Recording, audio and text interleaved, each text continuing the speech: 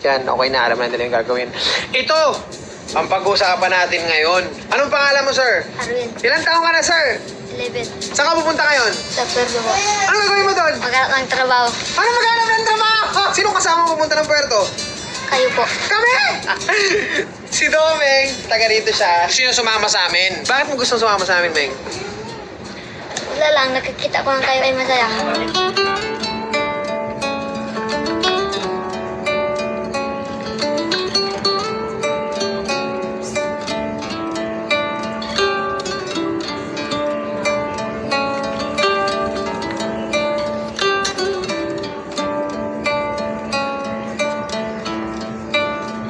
Sasama ka na, Meng. Ready ka na?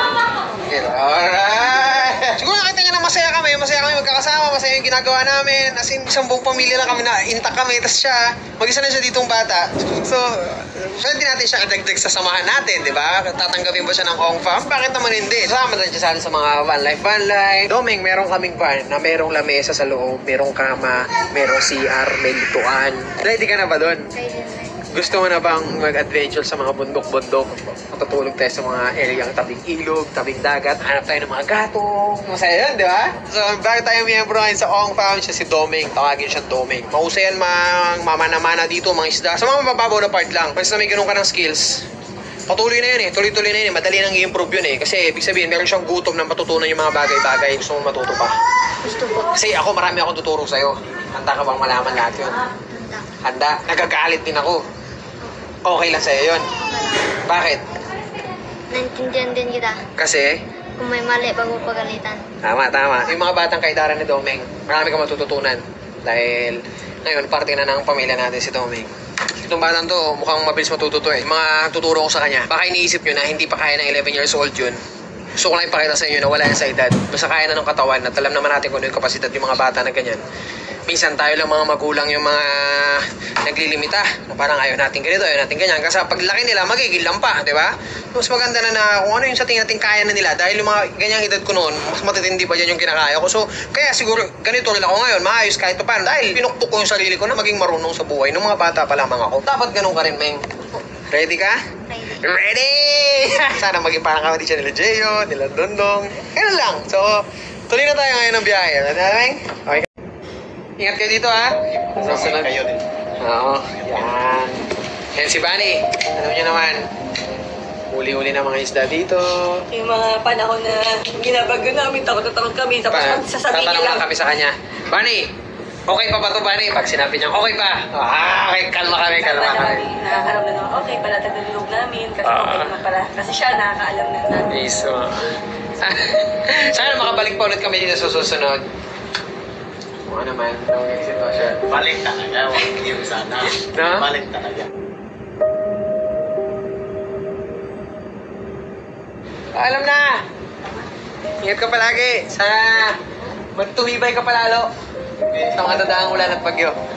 I love you! Woo! Paalam na isla! Woo! Sinama namin si Jumi. Aray! Ingat ka, Domeng. Aray! Ano ka lang? Guys, kasi kayo. Meng! Hindi, para mas maka-experience pa. Uy! Meng! Uy, ba't iiyak ka na? Iyak lang doon si Bunny, oh. Oo, si Mama. Sinama pa. Kumay, kumama ko. Okay Meng! lang yan, okay lang. Basta Ha? huwag mo kakalimutan yung mga tao na naging parte ng buhay mo, ha? Yan yung mga tao na papasalamatan mo at babalikan mo parang araw, okay? Ha? Lagi ka lang humble, okay? Iyak din ako! Oo, naman si Bunny. Hindi na muna kasi ano naman ang mga bata, kung ano yung story niya, napapalikan niya, yun yung importante doon. Huwag na kakalimutan. Doon din yung mga tao na tumulong sa kanya, yan call sa kanya. Pero sabihin, ngayon, okay lang yun. Part yan. Babalik naman siya dito, no? No, part yan. Si Giovanni ganun din yun. Kasi alam niya na meron siyang ano rin naman. Kasi tanawin niya rin yan, na para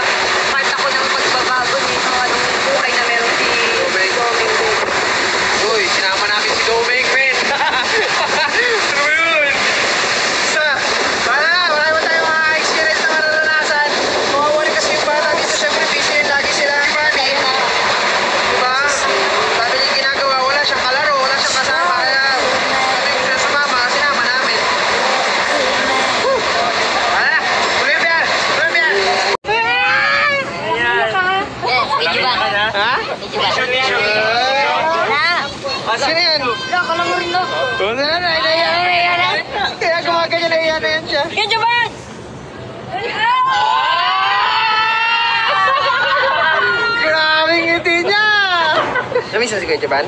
Sakto na. Iwan ka na ha? Iwan ka na ha? Ayaw mo ba? Ha? Sama siyempre sama. Si Ming! Mama na si Ming! Nako na wala! Namiss mo si Kuya Jaban? Awa. Ha? Ano masasabi mo kay Kuya Jaban? Chill lang. Thank you. Thank you. Eh. Long time no si Bana. Yeah. Big boy na no? Laki na no? Ka nakapunta nyo?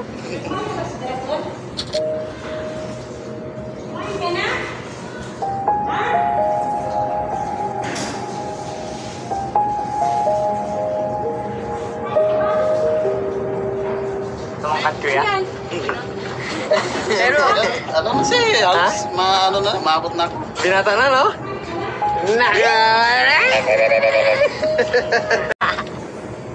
Sa'yo ko lang ito sasabihin ha. Kasi naiiyak ako kay mama at daddy. Kasi di ako tayo pa na magbawan dun eh. Kasi okay na ako sa ano eh, sa tamang pamilya. Sa maayos na buhay. At saka marami ako na mga gusto ko. Sa sarili ko, ang mga gusto ko gawin. At saka marami na ako natutunan kila mami at daddy at saka sa inyo, kasi ko. Mga turo. Maturo. Yung ginagawa natin, di ba? Basta tanda mo lang may dapat na talaga maging totoo ka sa mga nasa paligid sa'yo at maging masaya ka lang palagi. Kung ayaw mo yung isang bagay na yun, sabihin mo kasi ayaw rin namin na napipilitan ka lang na sa ayaw mo. Buti na lang kipapatin ka palagi sa tabi ko. At saka lagi mo ako tinutulungan ng mga problema ko. Kundi nga dahil kay kipapat, di ko naayos yung bike ko. Ganun naman kasi talaga, Bing. Kung ano natutunan ko kay mami, daddy, siyempre, sa mga mas bata sa akin, pinapasa ko na yung mga kaalaman ko sa kanila. Kumbaga, ipasa.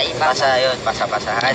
Siyempre sa mga kuya dyan, kailangan natin maging masipag at magalang. Kahit sa mga bata, magalang pa rin pa tayo. Marunong pa rin tayo po at opo, turo natin sa kanila yan. Kasi yung mga simpleng paggalang at lagi dapat ginagawa. Dapat di tayo magpakita ng pagkakamali sa mga nasibabata sa atin. Kasi kung ano nakikita nila sa mas nakakatanda, yun yung ginagaya nila. Kasi ang alam nila kung anong mas matanda, sino mas matanda, sa'yo mas makakaalam. Kaya huwag kang magturo ng mga maling gawain kasi Kung ano nakikita nila, yun yung ginagaya nila.